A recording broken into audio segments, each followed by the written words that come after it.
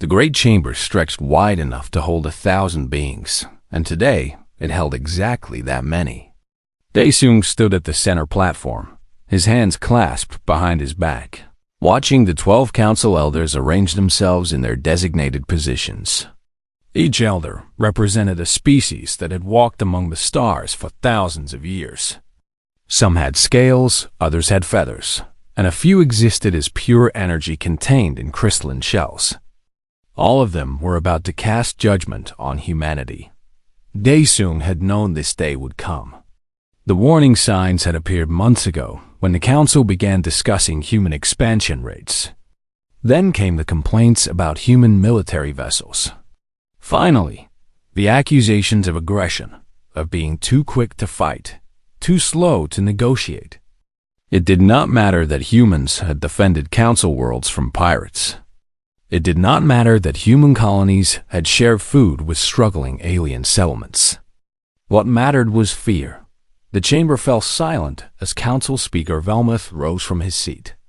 The ancient insectoid clicked his mandibles together, a sound that echoed through the vast space. His 6 eyes fixed on Daesung with something that might have been regret, or perhaps satisfaction. Ambassador Daesung of humanity. Velmuth's voice came through translation devices in a dozen languages simultaneously. The council has reached its decision. We have debated for many cycles.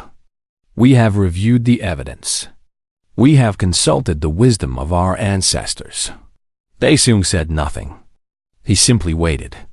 Humanity is too young, too volatile, too dangerous for civilized space, Velmuth continued. Your species makes decisions based on emotion rather than logic. You fight when you should talk. You expand when you should consolidate. You take risks that endanger not just yourselves, but all species around you. A murmur ran through the assembled delegates. Some species nodded in agreement. Others remained still, watching. Therefore, Velmuth raised one chitinous appendage. The Council votes to exile humanity from all civilized territories. You will have 1 solar cycle to withdraw your colonies, your ships, and your people from Council space. After that time, any human presence will be considered an act of war. The chamber erupted in sound. Some delegates cheered. Others remained silent. A few even looked uncomfortable with the decision. Daesung took a slow breath. He had prepared a speech for this moment, pages of arguments and appeals. But looking at the faces around him, he realized no words would change their minds. They had already decided that humans did not belong. Very well, he said simply. His voice was quiet, but the chamber's acoustics carried it to every corner. Humanity will comply with the Council's decision. We will leave peacefully. Velmuth seemed surprised by the lack of protest. You accept this judgment? Do we have a choice? Daesung asked. The Council has spoken. We are guests in your galaxy, and guests do not argue when asked to leave. He paused, then added, but I want the Council to remember this day. Remember that humanity asked for nothing but a chance to live among the stars. Remember that we defended your worlds and shared our resources. Remember that you chose fear over friendship. With that, Daesung turned and walked toward the exit. His footsteps were the only sound in the silent chamber. Outside, Captain Hyojin waited by the diplomatic transport. She stood at attention as Daesung approached, her uniform crisp and her expression carefully neutral. But he could see the anger in her eyes. They really did it, she said as he climbed aboard. Yes, Daesung replied, settling into his seat. Send the recall order? All human vessels, all colonies, all personnel. Everyone comes home. Hyojin moved to the communication console.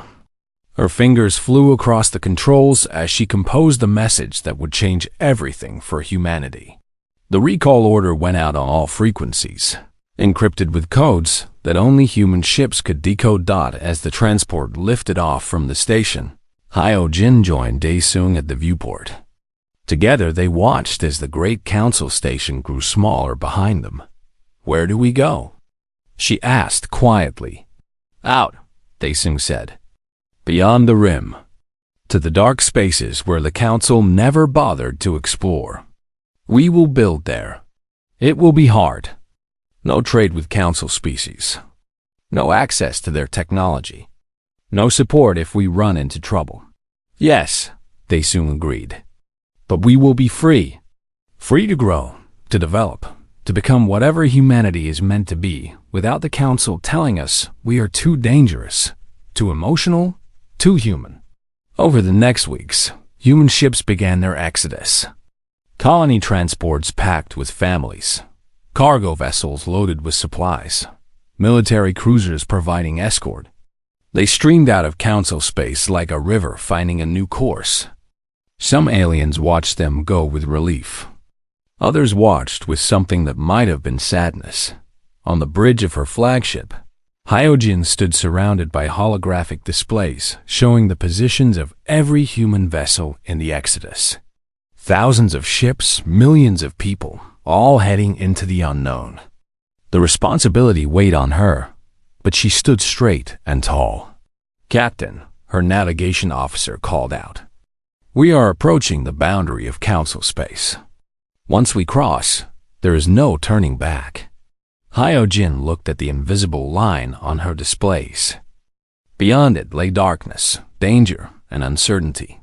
Behind it lay species who had rejected humanity out of fear. The choice was easy. All ships maintain course, she ordered. Take us beyond the rim. Take us home. The fleet crossed the boundary together, thousands of ships moving as one. Behind them, the lights of Council civilization grew dim. Ahead, only stars waited in the darkness. But humans had always been good at making light in dark places dot as the last human vessel disappeared from Council sensors. Velma stood in the observation dome of the Council station. He watched them go, and for just a moment, wondered if the Council had made a terrible mistake. Then he dismissed the thought. Humanity was gone. The galaxy was safe. Nothing would change that now. He was wrong. 200 years had passed since the Great Exodus, and in that time, the galaxy had nearly forgotten about humanity. Council historians sometimes mention them in lectures about failed species, cautionary tales about aggression and emotional decision-making. Most beings had never even met a human. To the younger generations, humanity was just another extinct species that could not adapt to civilized space. But humanity had not gone extinct. They had simply gone somewhere else. Tay-Min stood on the observation deck of New Bison's orbital elevator, watching the planet rotate slowly beneath him. The city lights stretched across 3 continents now, glowing patterns that marked human civilization thriving in exile. Massive arcologies rose from the surface like mountains of steel and glass. Farms covered regions the size of old Earth nations. Factories produced ships, computers, and technologies that would have amazed the Council species. Beautiful, is it not? His colleague Jin-A asked, joining him at the viewport. It is, Tamin agreed. My grandfather helped build the first settlement here. He told me stories about those early years. Living in prefab shelters, rationing food, wondering if we would survive the first winter. Hard to imagine now. Jin-A gestured at the thriving world below. New Bizan alone has 50 million people. And this is just one of 400 colonies. Tamin nodded. The Exodus had been painful, but it had also freed humanity from Council restrictions. Without limits on AI research, humans had developed artificial intelligence that worked alongside people rather than replacing them. Without regulations on genetic modification, they had adapted to dozens of different environments. Without military-size restrictions, they had built fleets that could protect their scattered colonies. His communication device chimed. Admiral Jiwoo was calling from the fleet headquarters in orbit around New Seoul, the unofficial capital of human space. Engineer Taemin. Jiwoo's face appeared in holographic form. We need your expertise. There are reports of unusual energy signatures near the outer colonies. Could be natural phenomena, could be something else. I am sending a science vessel to investigate, and I want you on it. Of course, Admiral, Tamin responded. When do we leave? Tomorrow morning? And Tamin? Pack for a long trip. Something feels wrong about this.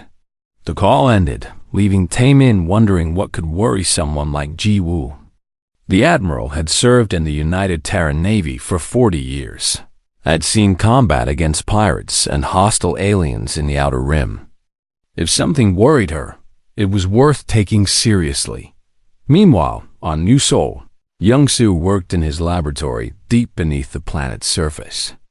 Around him, quantum computers hummed with power, running calculations that would take conventional computers centuries to complete. He was close to a breakthrough in faster-than-light communication, something the Council species had declared impossible. His assistant Baora entered the lab carrying data tablets. The latest test results, she said. Young-Soo, I think we actually did it. He looked at the numbers scrolling across her screen. His eyes widened. These readings suggest instantaneous communication across 15 light years with no signal degradation. That is what I thought too, Baora said excitedly. But I ran the test 6 times to be sure. It works. We can communicate faster than light. Young-Soo sat back in his chair, his mind racing through the implications. Faster than light communication would change everything. Human colonies, spread across hundreds of light years, could coordinate in real time. Military vessels could receive orders instantly instead of waiting weeks for messages to arrive. The United Terran government could actually govern effectively instead of relying on local autonomy. We need to report this to the Council, he said, then corrected himself with a slight smile. I mean the Terran Council, not those aliens who exiled us. Basura laughed. After 2 centuries, you would think we would stop making that mistake. Some habits die hard, Young-Soo admitted. My grandmother used to tell stories about Earth before the Exodus. She said the Council species were so certain of their superiority. They thought humanity would collapse without their guidance. They were wrong, Baora said simply. Very wrong, Young-Soo agreed. Across human space, similar scenes played out. Engineers pushed the boundaries of technology. Scientists made discoveries that would have been forbidden under Council regulations. Doctors developed treatments using methods the Council considered too risky. Artists created works that explored themes too dark or controversial for civilized space. Admiral Ji Woo reviewed reports in her office. Surrounded by holographic displays showing the disposition of the Terran Navy, 2,000 warships, from small patrol craft to massive dreadnoughts, 50,000 support vessels, defense stations around every major colony. It was a military force that dwarfed anything humanity had possessed during their time in Council space. Some called it paranoia. Ji Woo called it preparation. Humanity had been exiled once. She would make sure they could never be threatened again. Her second command, Commander Insu, entered without knocking. Admiral, you need to see this. He transferred data to her displays. Ji Woo studied the information, her expression growing serious. Energy signatures near the frontier, moving in organized patterns. Not natural? Not human. Not any species they had encountered before. How many? She asked. At least 200 objects, each roughly the size of a heavy cruiser. They are moving through the outer systems, and Admiral Insu paused. They are destroying everything in their path. No communication attempts, no warnings. Just destruction. Ji Woo felt a cold sensation in her stomach. Send reconnaissance drones. Maximum stealth. I want to know what we are dealing with. And Insu? Start recalling our frontier patrols. If this is what I think it is, we are going to need every ship we have. Far from human space, the objects Insu had detected continued their advance. They were not ships in any conventional sense. They were machines, vast and terrible, built for a single purpose: consumption. They stripped planets of resources, converted matter into energy, and used that energy to build more of themselves. They had crossed the void between galaxies seeking new sources of material, and now they had found a galaxy rich with life. The Council species would call them devourers. Humanity would call them the enemy. But first, the galaxy had to realize the threat existed. Taemin boarded his science vessel the next morning, still wondering what Jiwoo had sensed. As the ship departed from New Bison's orbital dock, he looked back at the thriving world humanity had built in exile. Whatever the Admiral feared, he knew humanity would face it the way they faced everything. Together, stubborn, and refusing to give up. The galaxy had exiled humanity to the darkness beyond the rim. But in that darkness, humanity had become something new, something stronger, something the galaxy was about to need desperately, whether they realized it yet or not. The age of exile was ending. What came next would test everything humanity had become. Council military commander Threxus had fought in 17 campaigns across his long career. His species, the warrior caste of the Dreth people, had provided military leadership to the Council for 3,000 years. He had faced pirates, rebels, and territorial disputes. He had won every battle he commanded. But he had never faced anything like this. The holographic display showed the outer rim sector of Council space, and it was burning. Red indicators marked 12 colony worlds that had gone silent in the past week. 23 more were under attack, and the enemy kept coming. Status report, Threxus growled. His forearms crossed over his chest. His tactical officer, a young Dreth named Cole, gestured at the display. The enemy fleet has divided into 3 groups. Each group contains approximately 70 vessels. They move in perfect coordination, Commander. No wasted effort, no hesitation. They arrive at a system, strip everything of value, and move on. And our defenses? Cole's expression showed the truth before he spoke. The 4th Fleet engaged the enemy at Terminus Station. They were destroyed in 18 minutes. The 7th Fleet attempted to hold at the Morden colonies. They lasted 23 minutes. Commander, our ships cannot stand against them. Threxus slammed one fist on his command console. Unacceptable. The Council has maintained peace for 10,000 years. We will not fall to mechanical invaders. But even as he spoke, he knew the truth. The Council's philosophy of minimal military force, of diplomatic solutions, of enlightened civilization had left them unprepared for true war. Their ships were designed for patrol and peacekeeping, not combat against a relentless enemy. Another alert flashed across the display. Threxus read it and felt something he had rarely experienced in his long career: genuine fear. The enemy was approaching his homeworld. Meanwhile, at the edge of human space, Yoonji sat in her monitoring station, listening to Council communications. Her job as an intelligence officer was to track activity in the galaxy, watching for threats that might eventually reach human colonies. What she was hearing now made her blood run cold.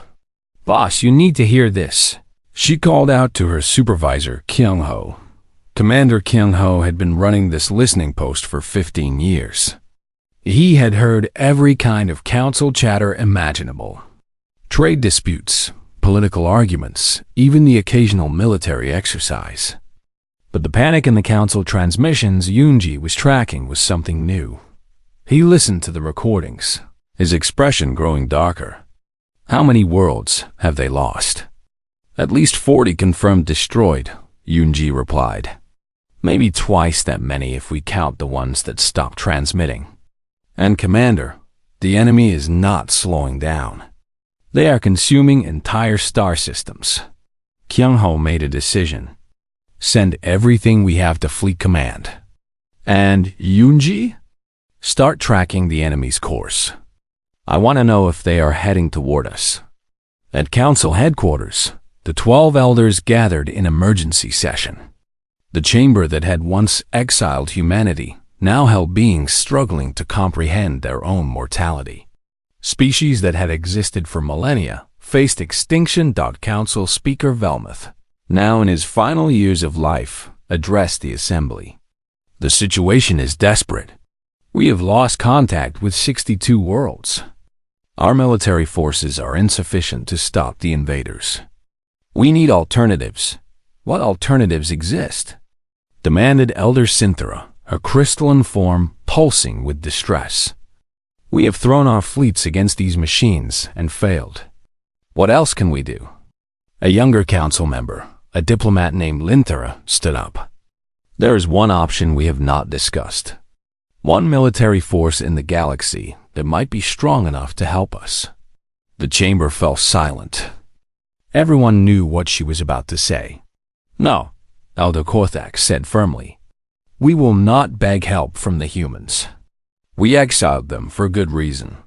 That was 200 years ago, Linthara argued. And the reason was fear. Fear that they were too aggressive, too warlike. But perhaps those qualities are exactly what we need now. Velmuth raised one appendage for silence. The human question is complex. We do not even know if they still exist. 2 centuries without contact. They exist, Linthara said. Our deep space probes have detected signs of civilization beyond the rim. Large-scale construction, energy signatures, organized communications. The humans survived. More than that, they appeared to have thrived. Threxus entered the chamber, his armor scorched from recent combat. Elders, I bring grave news. My homeworld is under attack. The enemy will destroy it within hours unless we can provide reinforcements. But we have no reinforcements to send. The admission hung in the air. The Council's greatest military commander had just confessed defeat. Then we have no choice, Velmuth said quietly. Linthara, you will lead a diplomatic mission to human space. Find them, ask for their help. Offer whatever they want in return. And if they refuse? Elder Korthax asked. Then we die, Threxus said bluntly. Because nothing else in this galaxy can stop what is coming. Linthara left the council chambers and began preparing for a journey into the unknown. She gathered what little information existed about human space, studied old files from before the exile, and tried to imagine what humanity had become in 2 centuries of isolation on the Dreth homeworld. Threxus stood on the bridge of his flagship, watching the enemy approach. His world, his people, everything he had fought to protect was about to be destroyed. The mechanical swarm moved through the system like locusts, stripping moons and asteroids of resources before turning toward the planet itself.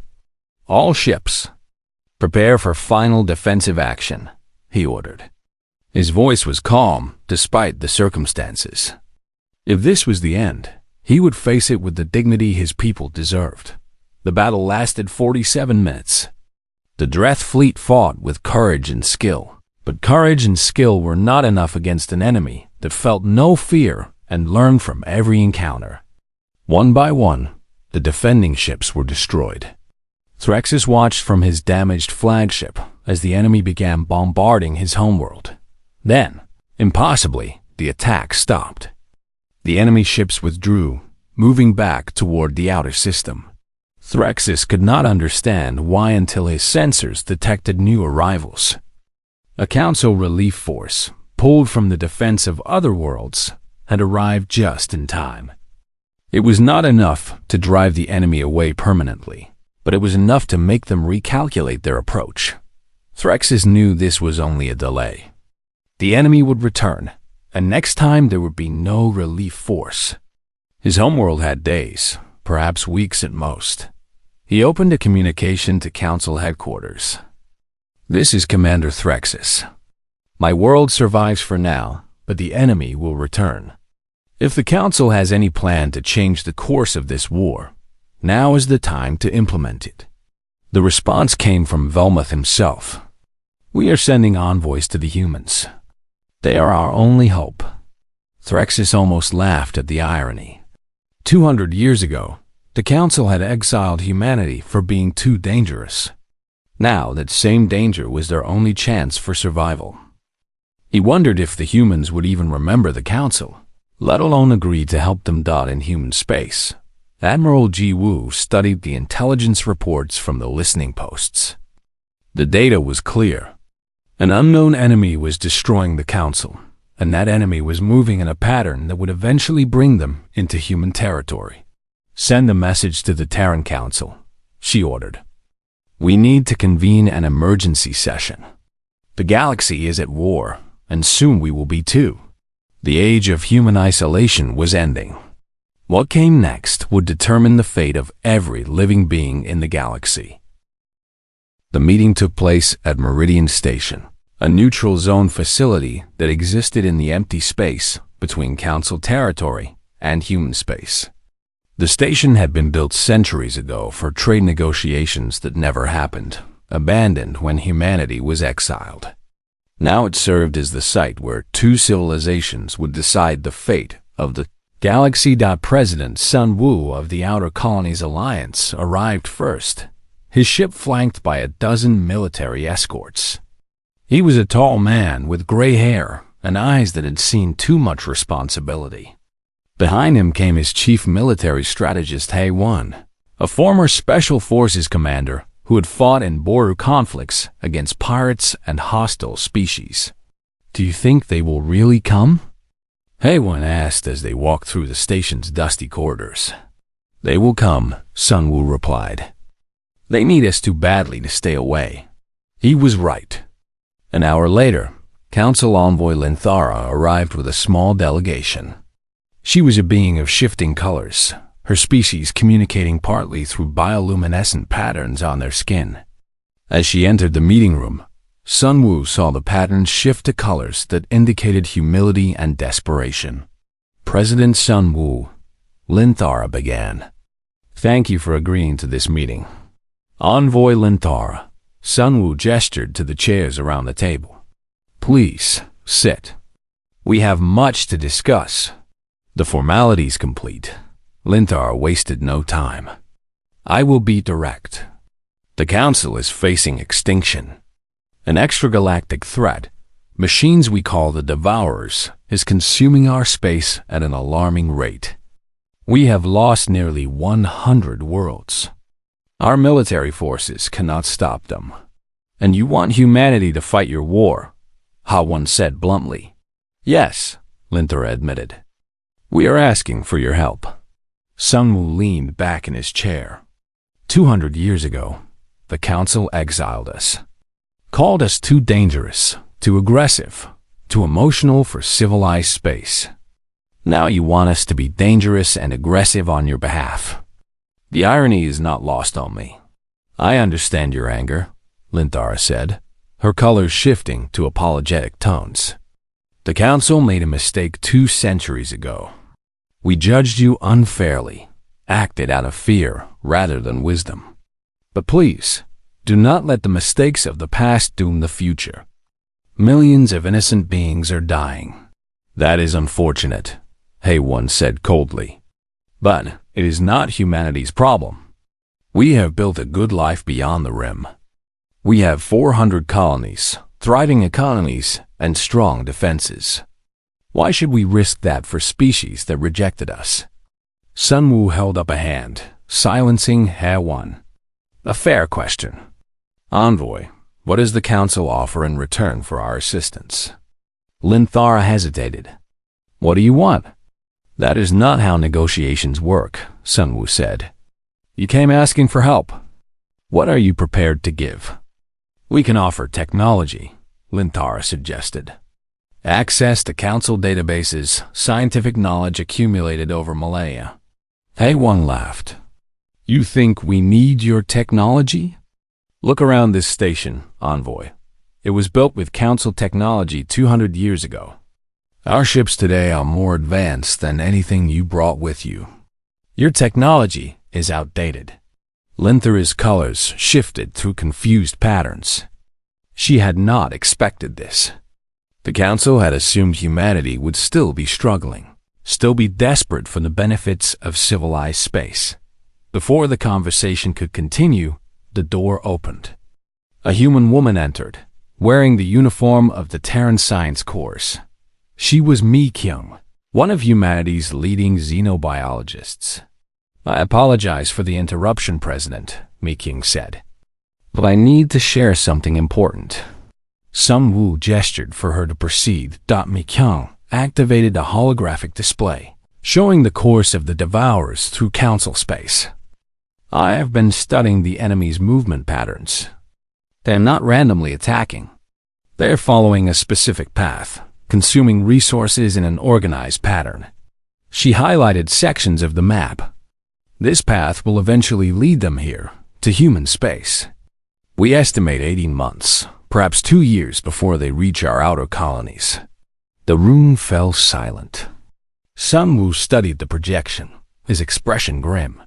"So we fight them eventually, regardless of what we decide today," Hawan said. "Yes," Mi Kyung confirmed. "The question is whether we fight them alone in our space, or alongside the council in their space, where we might have better odds." Sun Wu stood and walked to the viewport, looking out at the stars. For 2 centuries, humanity had lived free from council interference. They had built something remarkable in exile. Now he was being asked to risk it all for species that had rejected them. But he was also a leader who understood reality. The Devourers would come eventually. Better to face them now, with whatever allies could be found, than later when humanity stood alone. "Here are my terms," he said, turning back to Linthara. "Humanity will provide military assistance against the Devourers. In return, the Council will officially recognize human sovereignty over all territories we currently occupy. You will grant humanity a permanent seat on the Council with full voting rights. And you will formally apologize for the exile, acknowledging it was based on prejudice rather than justice." Linthara's colors pulsed with shock. "Those terms are significant." "Yes," Sun Wu agreed, "but not unreasonable given what you are asking. You want us to send our sons and daughters to die defending species that exiled their great-grandparents. I think an apology and recognition of equality is the least you can offer. I do not have the authority to agree to those terms." Linthara admitted. "Then contact someone who does," Hawan said sharply. "Because those are the terms. Take them or leave them." Linthara withdrew to communicate with the Council. The discussion took hours, transmitted across hundreds of light years through the Council's communication network. Sun Wu, Hawan, and Mi Kyung waited, knowing this decision would shape the future of humanity. Finally, Linthara returned. Her colors showed acceptance mixed with humility.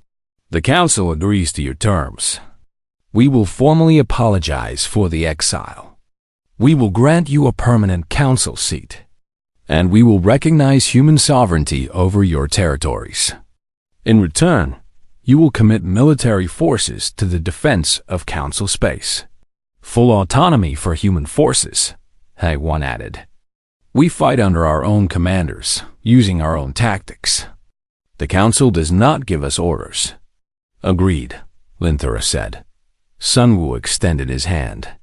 After a moment, Linthara reached out with one of her appendages, grasping it in the human gesture of agreement.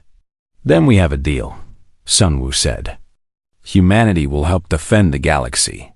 He left the meeting room and immediately contacted Admiral Ji Wu. "Admiral, mobilize the fleet. We are going to war." Ji Wu's holographic form appeared, her expression showing she had expected this order. "How many ships, Mr. President?" "All of them," Sun Wu replied. "Every vessel we can spare. The Council exiled us for being too warlike. Now we are going to show them exactly what that means." That evening, Sun Wu addressed the Terran Parliament, giving the speech that would send humanity to war. Representatives from 400 worlds watched as their president explained why humanity would fight for species that had once rejected them. "We were exiled for being too human," Sun Wu said, his voice carrying across the vast chamber. "For being emotional, aggressive, and unpredictable. The Council feared these qualities in times of peace. But now, in a time of war, these same qualities may be what saves the galaxy. We will help them. Not because we have forgotten their rejection, not because we have forgiven their prejudice, but because it is the right thing to do, and because the threat they face will eventually become our threat. We fight not for the Council's approval, but for our own survival and for the innocent beings who deserve a chance to live." The Parliament voted overwhelmingly to support military action. Across human space, the call went out. The fleet was mobilizing. After 2 centuries of isolation, humanity was returning to the wider galaxy, and they were bringing everything they had learned in the darkness beyond the rim. The human fleet emerged from hyperspace at the edge of Council territory, and the galaxy stopped to stare. 2,000 warships arranged in perfect formation, each one bristling with weapons and technology the Council had never seen. At the center flew Admiral Ji Wu's flagship, the Indomitable, a dreadnought larger than most Council space stations. On the bridge, Ji Wu studied tactical displays showing the positions of both friendly and enemy forces.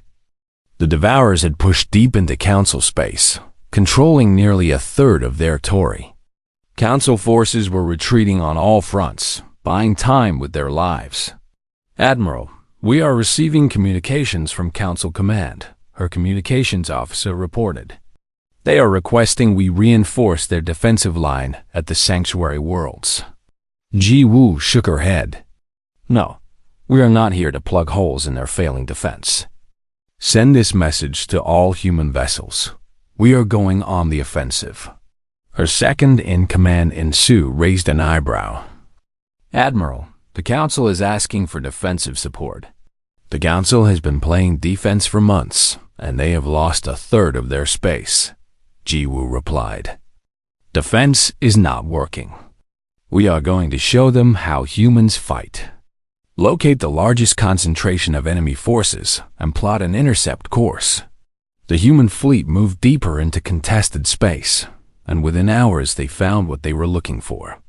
A Devourer fleet of 300 vessels was systematically stripping resources from a binary star system. Council defenders had fled weeks ago, ceding the system to the enemy. "All ships, battle formation," Ji Wu ordered. "Prepare to engage."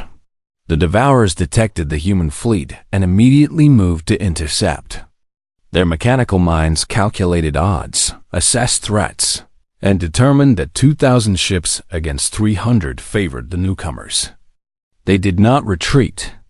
They simply adjusted their tactics, forming a defensive sphere designed to maximize their firepower. What happened next would be studied by military historians for generations. The human fleet did not charge directly at the enemy.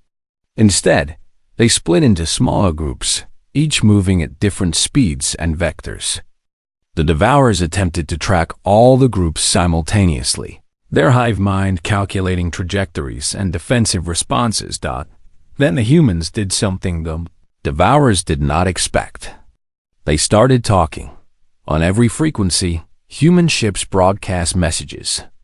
Music, poetry, mathematical proofs, historical records, jokes, insults, and random static.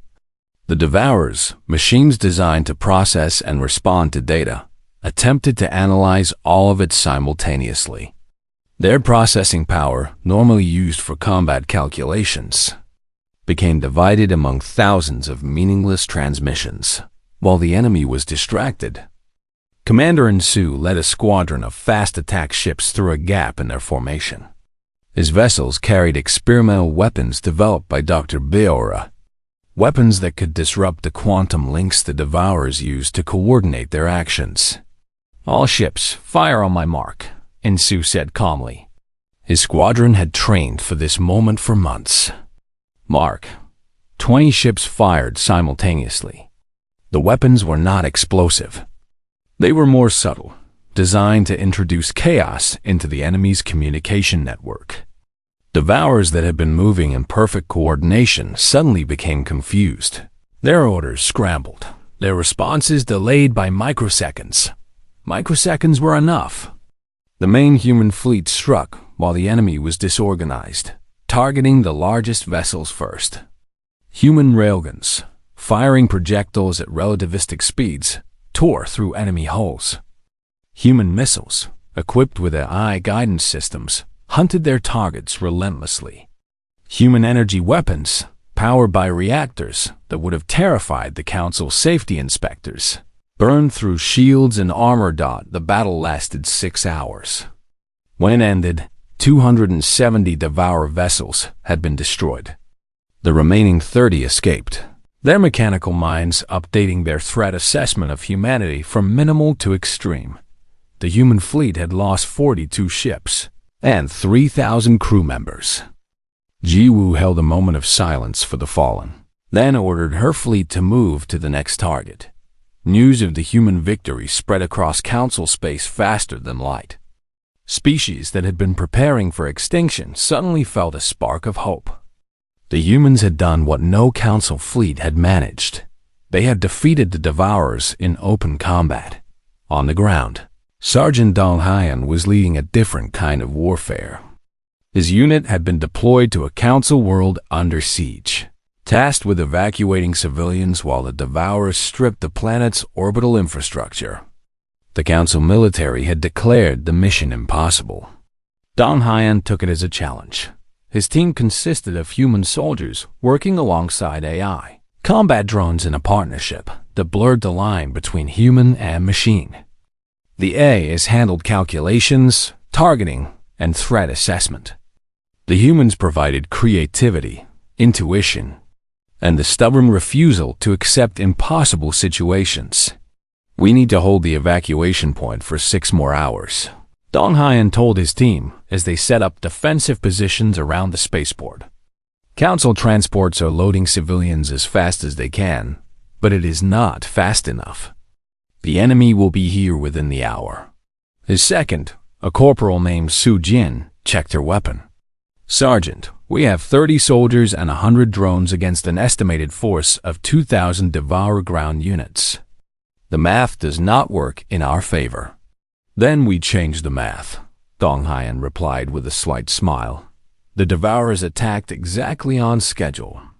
Mechanical infantry designed to overwhelm through sheer numbers.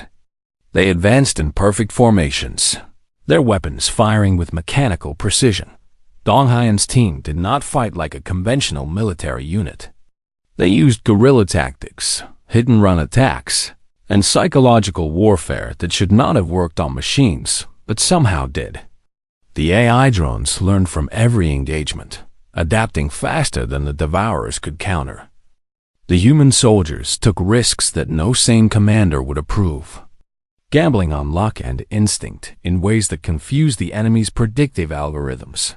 They held the spaceport for 8 hours, 2 hours longer than required. Every civilian was evacuated. Dong Hyan's unit took 70% casualties, but they had completed their mission. Stories like these spread across the battlefield. Human commanders taking impossible positions and holding them through sheer determination. Human pilots flying suicide runs to protect Council civilians. Human engineers repairing damaged stations while under fire. Human medics treating wounded aliens alongside wounded humans without hesitation. The Council species, who had once feared human aggression, now watched it with awe. This was what humanity looked like when fighting for something they believed in. It was terrifying and inspiring in equal measure. Dr. Bara continued developing new weapons in mobile laboratories that followed the fleet. Her latest creation was a weapon that could turn the Devourer's own technology against them, using captured components to create viruses that spread through their network. Every Devourer destroyed became a potential weapon against their companions. Months passed. The human fleet pushed deeper into contested space, liberating worlds the Council had written off as lost. But the cost was terrible. Humanity lost hundreds of ships and tens of thousands of soldiers. Every victory was paid for in blood. The final confrontation came at the Council homeworld itself. A Devourer fleet of 800 vessels had broken through all defensive lines and was approaching the planet where the Council elders met. If the homeworld fell, the Council would effectively cease to exist. Admiral Ji Woo assembled every available human ship for one last battle. The fleet had been reduced by combat losses to 900 vessels, outnumbered nearly 1-to-1. Council forces added another 300 ships, but they were battered and low on ammunition. "This is it," Ji Woo told her captains during the final briefing. "We win here, or we lose everything. I will not lie to you about the odds. Many of us will not survive the next 24 hours. But if we fall defending something worth defending. We fall proving that humanity deserves its place among the stars." The battle began at dawn over the Council homeworld. Ji Woo coordinated a strategy that was pure madness by conventional military standards. Human ships would perform synchronized faster-than-light jumps directly into the enemy formation, appearing at point-blank range and firing everything they had before jumping away. It required split-second timing and courage that bordered on insanity. Commander Insu led the first wave. His squadron materialized inside the enemy formation, their weapons already firing. The Devourers, optimized for long-range combat, could not respond effectively to targets that appeared among them. Insu's ships destroyed 20 enemy vessels before jumping out, though 5 of his squadron did not make it. Wave after wave of human ships jumped in, fired, and jumped out. The Devourers adapted, but humans adapted faster. When the enemy learned to predict jump coordinates, humans started jumping in random patterns. When the enemy reinforced their shields, humans switched to kinetic weapons that bypass shields entirely. The battle raged for 18 hours. The space around the Council homeworld became a graveyard of shattered ships from both sides. But slowly and possibly, the humans were winning. The final act came from Dr. Bara's laboratory ship.